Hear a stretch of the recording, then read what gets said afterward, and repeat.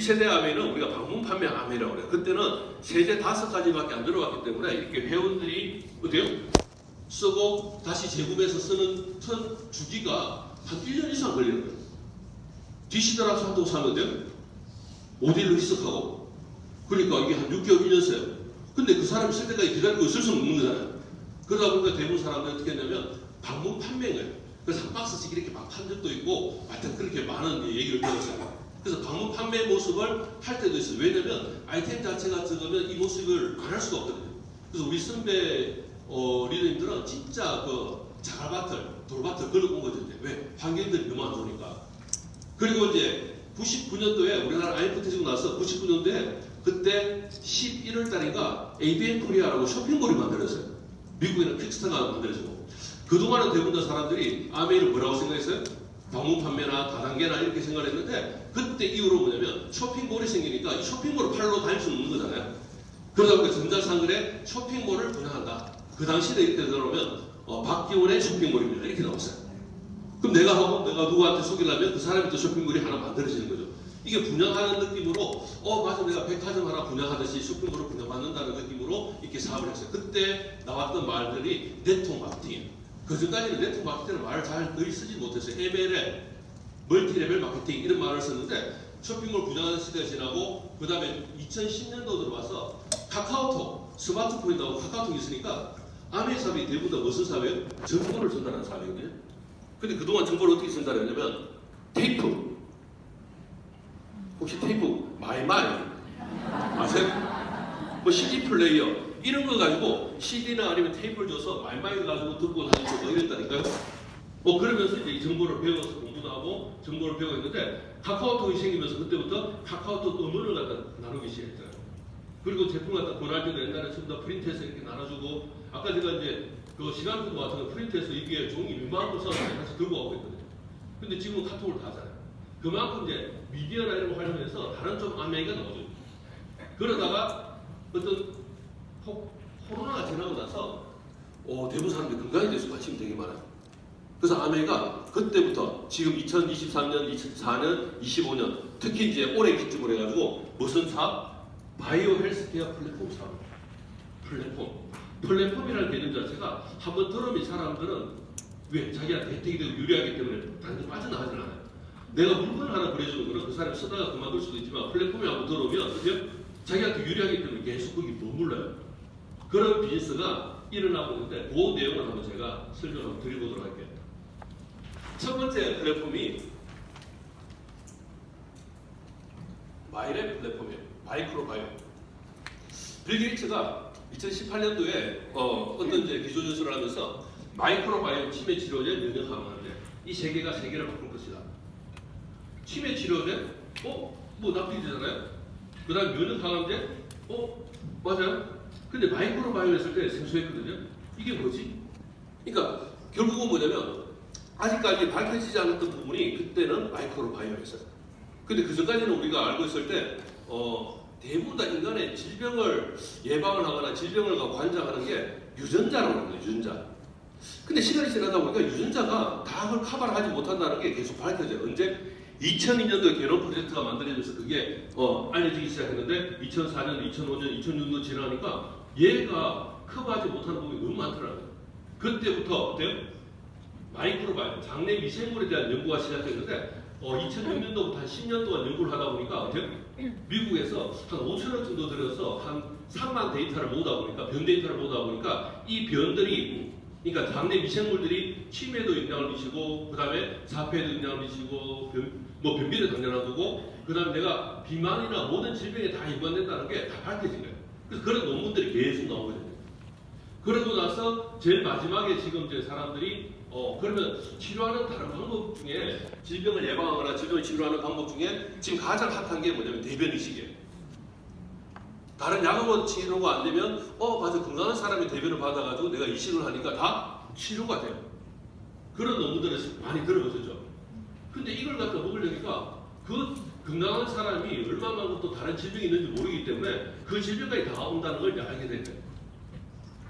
그래서 상당히 위험했는데 이 HM팜하고 아메이가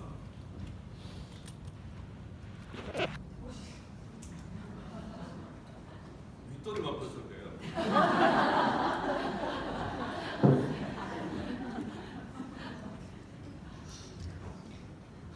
연구에서 어떤 연구를 했냐면 다른 사람의 대변을 먹지 말고 내 대변을 분석한 다음에 여기에 부족한 걸 찾아서 넣어주면 다른 사람의 대변을 먹는 거하고 같은 효과잖아요. 근데 위험성이 없으니까. 그래서 그걸 만든 게 뭐냐면 HM파마에서 장내 환경하고 똑같은 환경을 만들어서 내가 대변을 채취해서 거기에서 3주에서 4주 정도 배양을 한 다음에 어떤 유산균이 부족한지 한 6가지 포뮬러를 집어넣어서 가장 활발하게 만들어진 유산균들을 우리한테 제공해줘요. 그랬더니 대변 이식은 상당히 위험해서 선뜻하기 힘든데 이걸 어떻게 해요? 내 장에 맞는 부족한 부분들을 맞춤형 유산균으로 만들어서 넣어주는 거예요. 그래서 이 회사는 미국에는 10년 동안 얼마야? 한 5천억 정도 들여서 3만 데이터를 모아서 그 많은 논문들이 나왔거든요. 근데 이 HM팜하고 아메이는 어때요? 2년 동안 7만 데이터를 본 거예요. 그것도 돈을 벌어가면서. 그리고 3만 데이터 정도 모아지니까 어떤 결과가 나왔냐면 장내 소화를 잘 시키는 사람이 있고 소화를 못 시키는 사람이 있는데 소화를 잘 시키는 사람에 뽑아가지고 그 사람 미생물을 봤더니 어때요? 거기에 아주 특화되어 있는 미생물이 있는 거예요. 그걸 가지고 소화 효소하고 접목시킨 게 바로 이 엔자임 바이오. 대부분 다 우리가 효소를 먹더라도 사람들이 좋아하는 사람들이 그렇게 많지는 않아요. 근데 엔자임 바이오 먹는 사람들은 속이 안 좋거나 소화가 안 되거나 아니면 뭔가 위장에 뭔가 문제가 있거나 하는 사람들은 거의 99.99% 다 좋다고 해요. 왜? 그렇죠? 그 3만 데이터를 가지고 그 진짜 소화를 잘 시키는 사람의 미생물을 집어넣잖아요.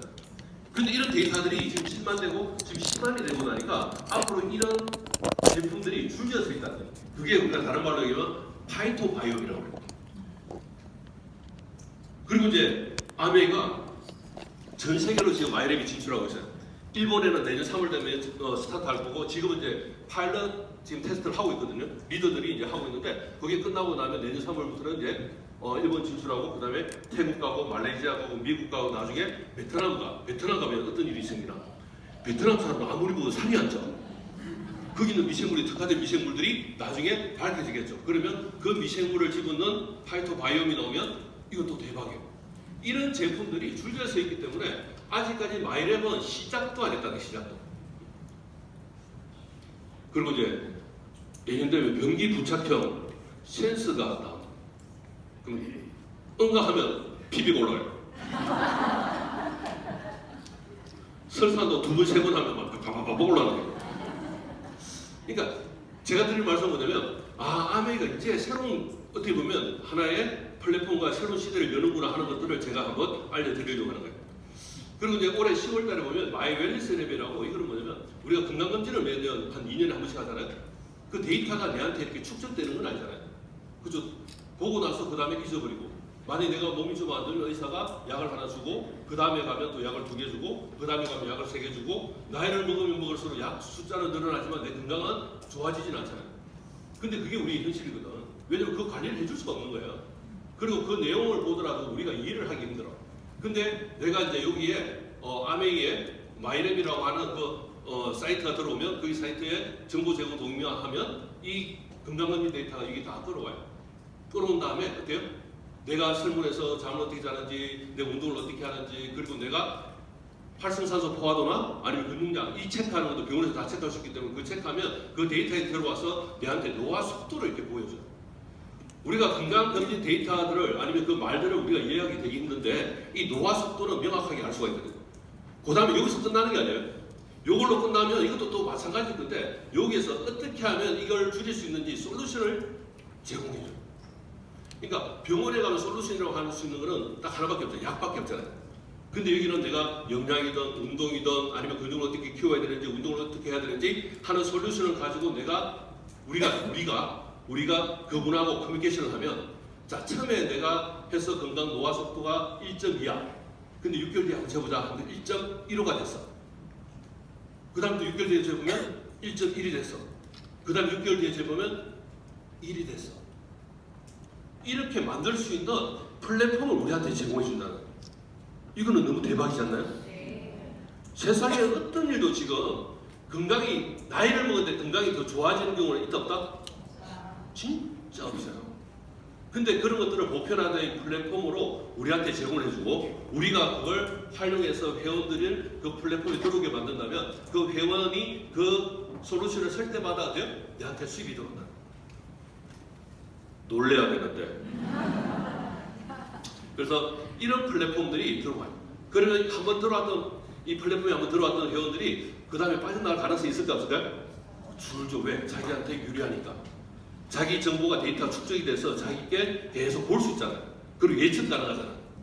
예측 가능한 어떻게 보면 시스템만큼 확실한 건 없거든요. 그리고 이제 건강도 그렇고 이제 이뻐져야